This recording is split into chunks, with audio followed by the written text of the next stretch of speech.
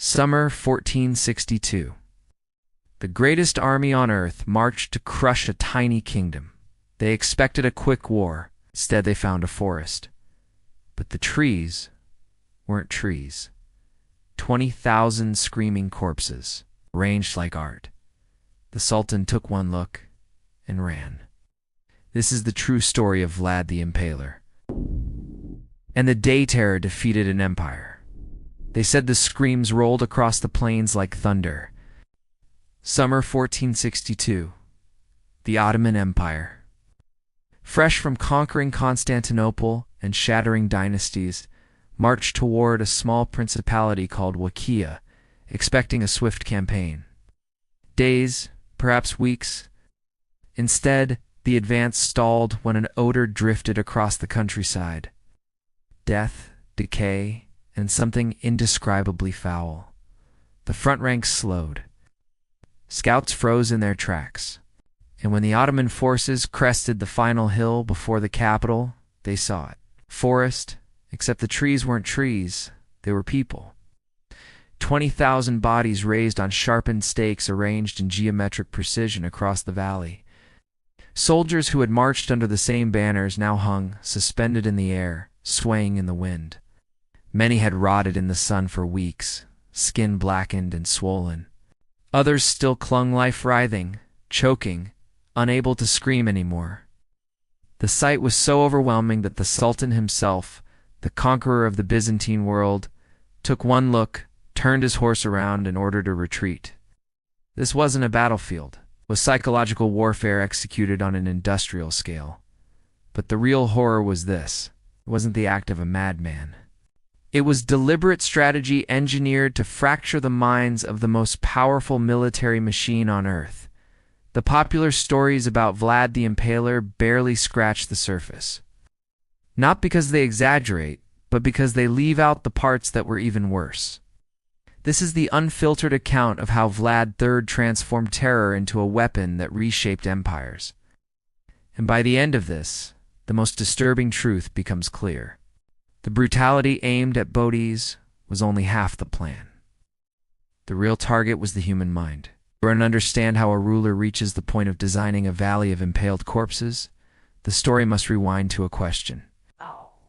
Almost no one asks what breaks a person so fully that they begin to model their leadership on trauma. The year was 1442.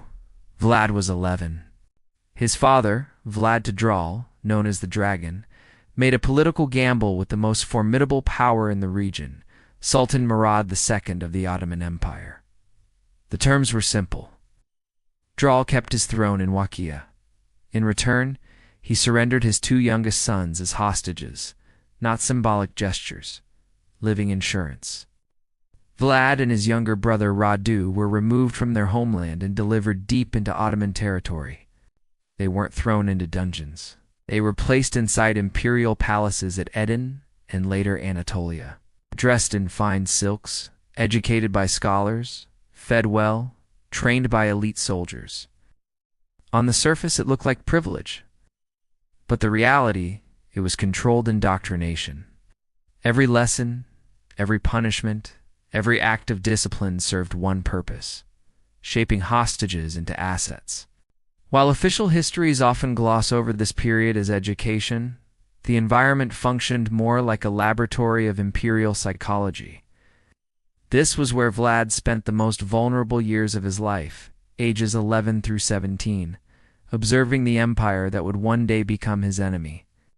He watched public executions crafted not merely to kill, but to terrorize entire cities.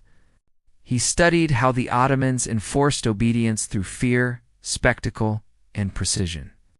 He learned that mass intimidation didn't just weaken enemies. It controlled populations more efficiently than any standing army. But there was something deeper. He also learned what it meant to be powerless. His brother Radu adapted to life in the palace and formed a close bond with the Sultan's son, Mehmed. Vlad, however, refused to submit. Ottoman records describe him as difficult, resistant, frequently punished for defiance. Some accounts hint at beatings, perhaps worse details lost to time, but consistent with hostage conditioning. What is certain is that these years forged something unbreakable and dangerous within him. Modern psychologists might call it a deep-rooted persecution mindset, combined with an overwhelming need for control. But Vlad didn't crumble.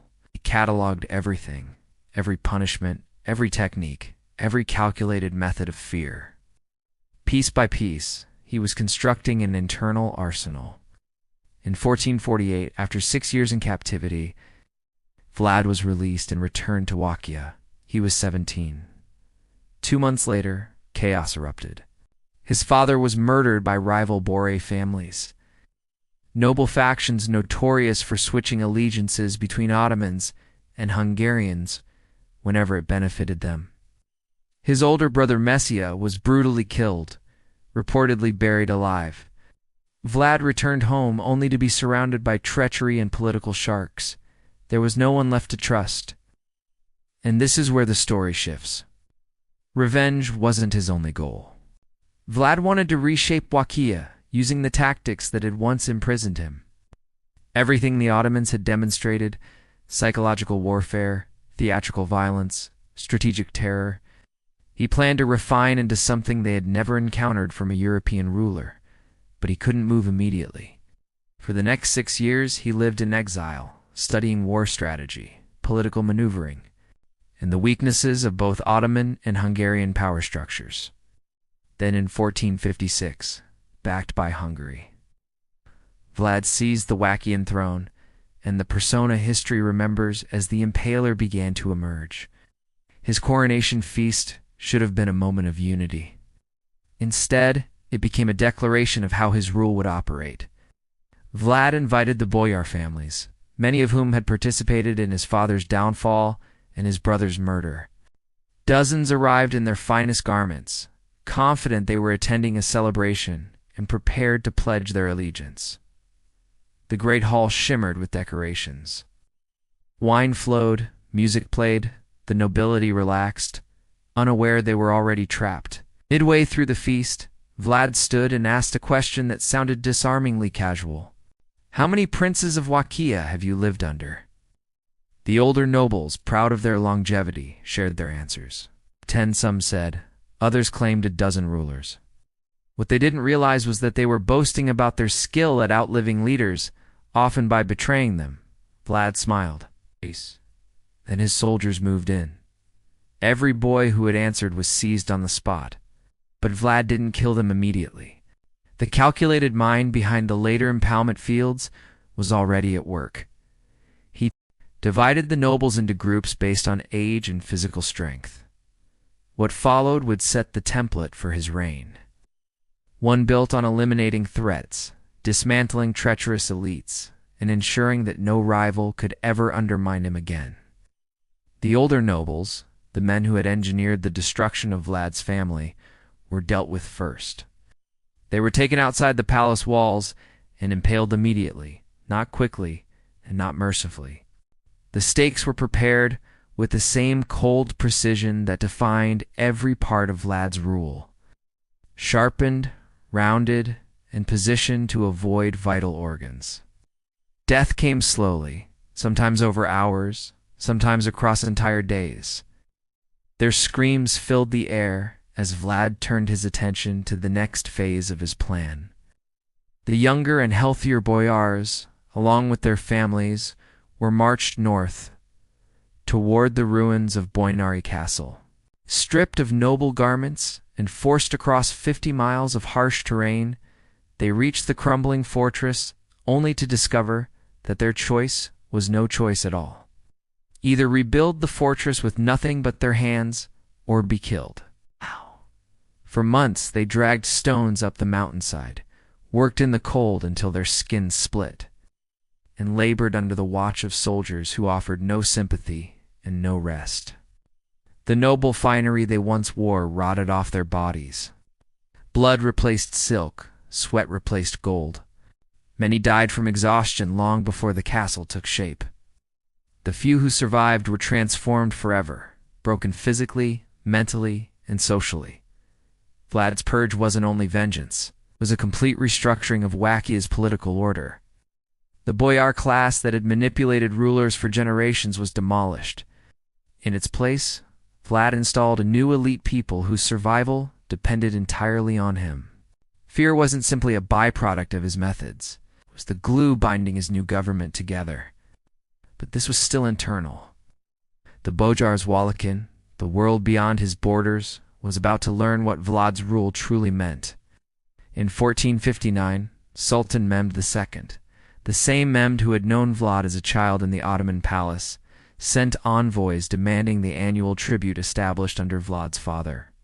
On top of the money, the Sultan demanded something far more insulting. Vlad was to appear in Constantinople and renew his oath of vassalage in person. Ottoman ambassadors expected negotiation, or perhaps defiance. What they received became one of the most notorious diplomatic incidents in medieval history. When the envoys entered the court and refused to remove their turbans, observing a genuine Ottoman religious custom, Vlad asked them to explain the practice. They did so, likely believing the conversation was a sign of respect or curiosity. Vlad praised their devotion. Then he issued an order that turned the room into a nightmare. His soldiers seized the ambassadors and nailed the turbans to their skulls. He did not kill them. He ensured they lived. Their mutilation was symbolic, an attack on custom, identity, and dignity, but also intentionally survivable. They were sent back to Constantinople as walking warnings, their agony on full display. By the time they reached Mehmed, they were half mad with pain, permanently disfigured, and unable to articulate anything but horror. Mehmed understood the message instantly. Whatever bonds had existed between the two former hostages were gone. What stood in Wallachia now was a leader who had taken the Ottoman playbook on terror and evolved it into something the empire itself had never fully embraced. Conflict was unavoidable. But before the Ottoman army could march, Vlad continued broadcasting his intentions to anyone who dared challenge him. One of the most misunderstood aspects of his reputation, impalement, was not simple brutality. It was technique, engineering, and psychological calculation. The common image of a victim skewered straight through the torso is largely inaccurate. Direct strike through the chest would kill within minutes. That defeated the purpose. Vlad's method was deliberately designed to prolong suffering. Medical analyses and Ottoman-era descriptions outlined the process. The victim was positioned face down. A stake rounded smooth and thoroughly oiled was inserted through the rectum, angled to avoid major blood vessels and critical organs. Then the victim was hoisted upright. Gravity completed the process. Their own weight pushed the stake deeper through the body at an excruciatingly slow pace. If organs were avoided successfully, the victim could remain alive for 1 to 3 days. In some accounts, the stake eventually emerged near the shoulder or chest. The goal was never immediate death. It was spectacle. Modern experts in psychological warfare note that witnessing prolonged suffering destabilizes the mind far more than witnessing quick death. Vlad understood this intuitively. A beheading horrifies a crowd for seconds. Impalement terrorized entire regions for days. But the act itself was only half the strategy. Staging was everything. Vlad placed impalements where visibility was unavoidable. Public squares, roadways near wells, at crossroads, outside city gates, along major trade routes. He leveraged geography the same way generals leverage artillery ranges. The more people who saw the victims, the more witnesses he created, and witnesses became storytellers. Fear spread faster than soldiers ever could. He even built hierarchies into his displays. Nobles were impaled higher, peasants lower. The highest stakes were often reserved for military leaders or captured commanders. The visual message was unmistakable. Every person, even in death, occupied a defined place in the world he controlled. Reports circulated of elaborate configurations, circles, spirals, star-like patterns. Whether every detail is factual or embellished through propaganda, they align with Vlad's documented mindset. These arrangements were not random cruelty. They signaled order, precision, authority. They implied he had so much control that he could choreograph agony.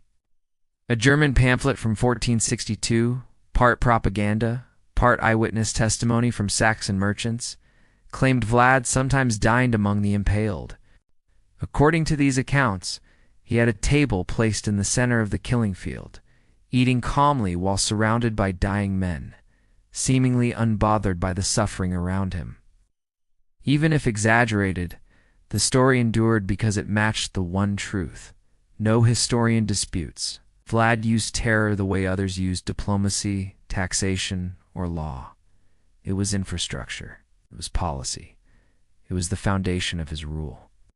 And he wasn't finished. His conflict with Mehmed II was about to erupt into a confrontation that would define his legacy and horrify Europe for generations.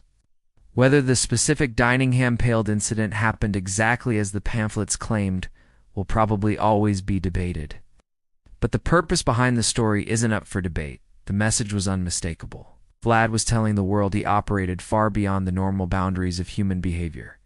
Horror no longer affected him. Fear didn't touch him. He controlled it. The Saxons, who had their own political friction with Vlad, helped spread this image across Europe. They produced pamphlets filled with crude but unforgettable woodcut illustrations. These were among the earliest mass-distributed horror narratives on the continent. The artwork was primitive, but its impact was enormous. The stories traveled quickly, embedding Vlad's reputation into the European imagination like a brand seared into wood. But across all this shock and propaganda, one essential question lingered beneath the surface. Was any of this actually effective? Were these methods practical military strategy, or simply the actions of someone indulging in cruelty because no one could stop him? The answer emerged in the summer of 1462. And it would show that Vlad's approach wasn't just effective, it was devastating on a scale the Ottomans had not anticipated. By early 1462, Sultan Mehmed II had reached his limit. Vlad didn't just refuse tribute, he escalated. He launched raids deep into Ottoman territory south of the Danube. In one particularly notorious operation, Vlad led a small force across the river, and according to a letter he personally sent to the Hungarian king, killed more than 23,000 people. He even kept a tally listing victims by gender and age category. Mehmed II was not a man accustomed to being challenged. This was Thendito ruler, who had taken Constantinople at 21, crushed rebellion after rebellion, and presided over the mightiest military complex of its time. For someone like him, dealing with a defiant Wackian prince was supposed to be routine. Instead, it was becoming an embarrassment. So, the Sultan decided to end the problem himself. In spring 1462, he assembled an enormous army. Estimates range from 60,000 to 90,000 soldiers. The exact figure is unclear, but even the lowest estimates indicate a force more than 3 times larger than the entire military-aged male population of Wallachia. This wasn't a punitive campaign. It was designed to erase Vlad and everything connected to him. Vlad commanded perhaps 20,000 to 30,000 fighters. Many were farmers with limited training. Traditional field battle would have ended in total annihilation, so he refused to fight one. When the Ottoman army crossed into Wallachia, they found nothing of value. Villages had been abandoned, wells poisoned, crops burned, livestock hidden, homes stripped of anything useful. Vlad had ordered a scorched earth retreat into forests and mountains long before the Ottomans reached the border. Their supply lines lengthened mile after mile. Soldiers began to grow hungry, dehydrated, and restless. These weren't random ambushes.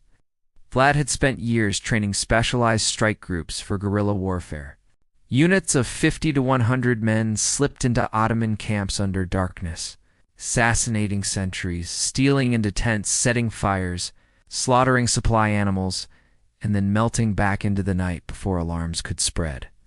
Ammunition wagons were destroyed. Horses stampeding and panicked trampled soldiers in their beds. The goal wasn't to wipe out the army. It was to break its nerves. Sleep deprivation, hunger, paranoia, a sense that the woods themselves were alive with unseen enemies. But Vlad's most daring operation came on the night of June 17, 1462, a moment later remembered simply as the night attack.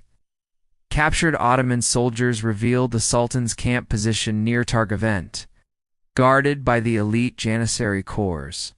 This was the chance Vlad had waited for his entire life. He personally led roughly 10,000 men into the darkness. Wearing captured Ottoman uniforms and speaking enough Turkish to sow confusion, the plan was direct. Infiltrate the camp, reach the Sultan's tent, and kill Muhammad II before anyone understood what was happening. Chroniclers described chaos erupting almost instantly. Tents ignited, horses bolted in terror. Ottoman soldiers awoke to what sounded like their own comrades attacking them. The Wallachia strike force surged toward the area where the Sultan's pavilion stood. Some accounts suggest Vlad and Mehmed may have momentarily seen each other through the smoke and fire before the Janissaries formed an unbreakable protective ring around the Sultan. After hours of brutal close-quarters combat, Vlad realized the inner circle couldn't be penetrated. He ordered a retreat, and his fighters disappeared back into the dark as quickly as they had appeared. Ottoman casualties were debated. Some sources claim around 2,000 dead, while Ottoman historians often list far fewer. But numbers weren't the point. Psychologically, the damage was overwhelming. Mehmed II, at the center of the largest army in Europe, had nearly been assassinated by a force a fraction of his size. His commanders were shaken.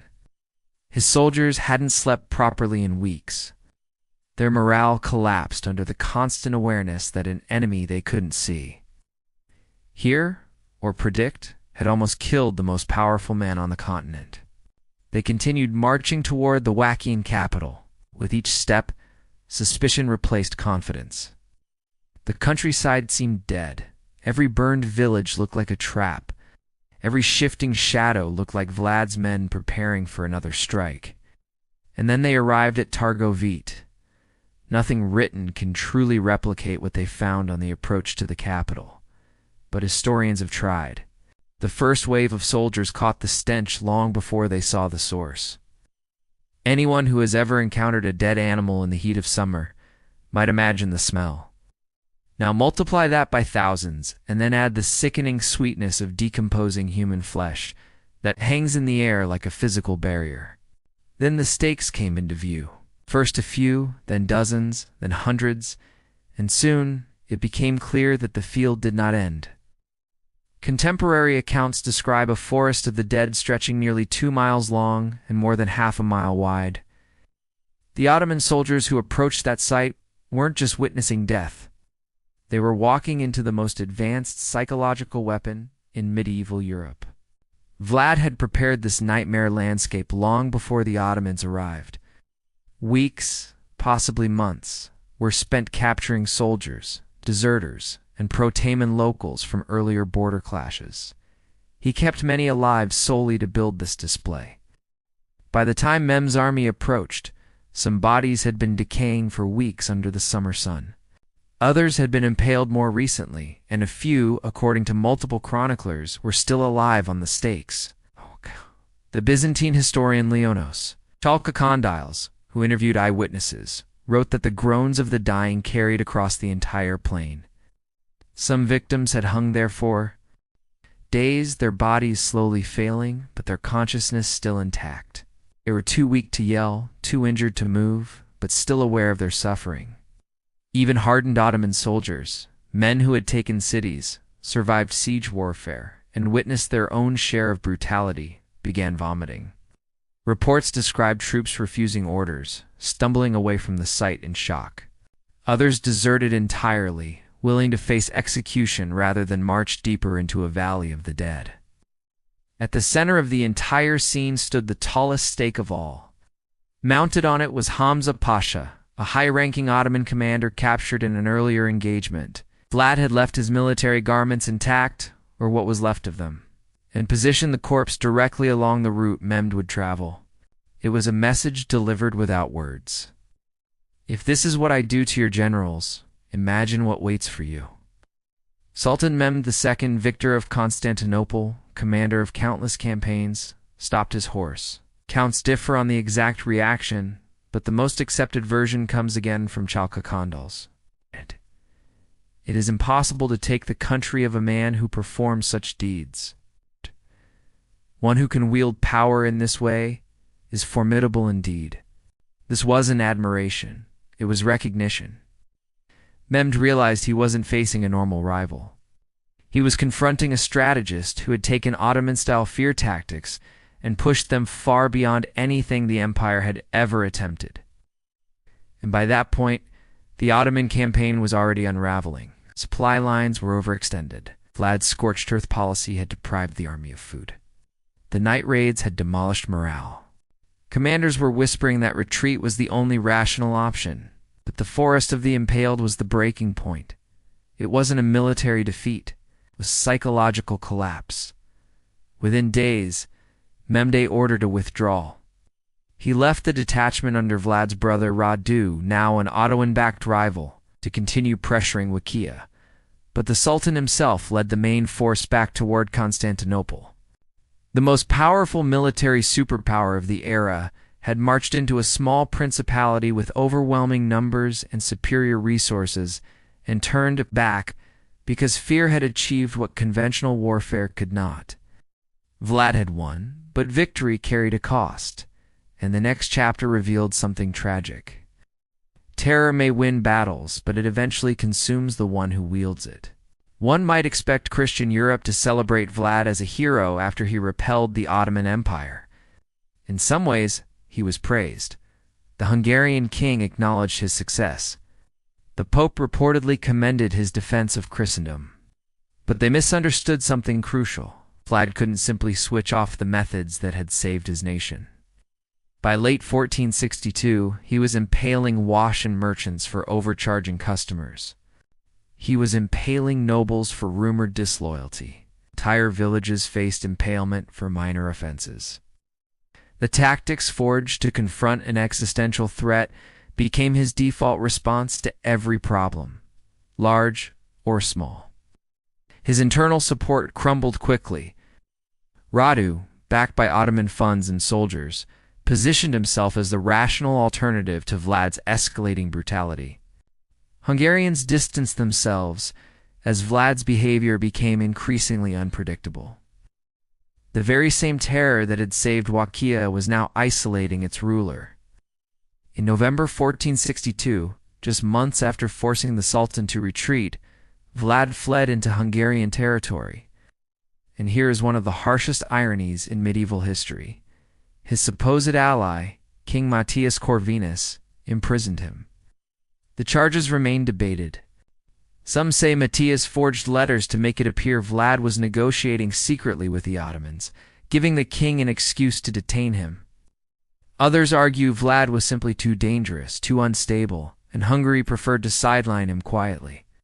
He spent 12 years in captivity, not chains and torture like his Ottoman youth, but house arrest under relatively comfortable conditions. During this time, he married a Hungarian noblewoman and had children.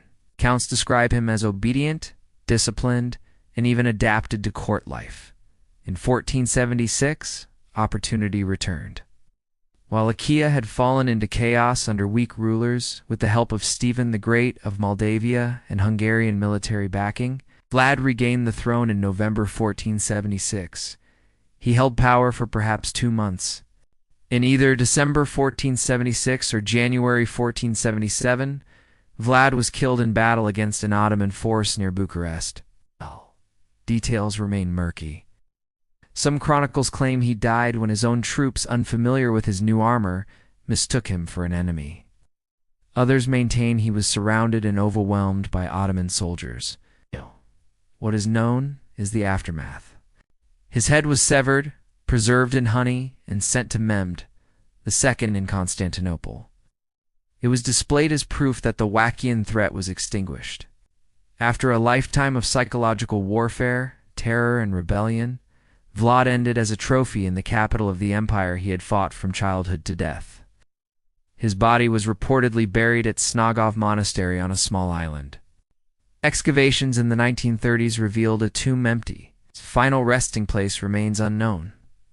So what do we make of this legacy?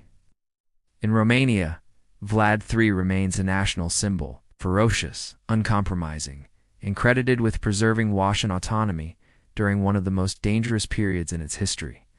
Statues stand in his honor. His likeness appears on souvenirs. He's remembered less as a monster and more as a harsh but necessary defender. The rest of the world sees something different.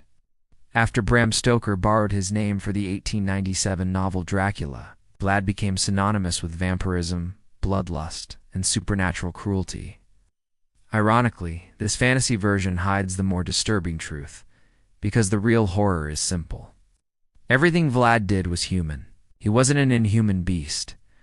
He was the product of a system that rewarded brutality, taught that power required spectacle, and shaped his worldview through trauma. He took those lessons and pushed them to their absolute limit. The forest of the impaled was strategy, not madness. The night attacks were military calculus, not chaos. Every public execution, every grotesque display was a deliberate psychological operation.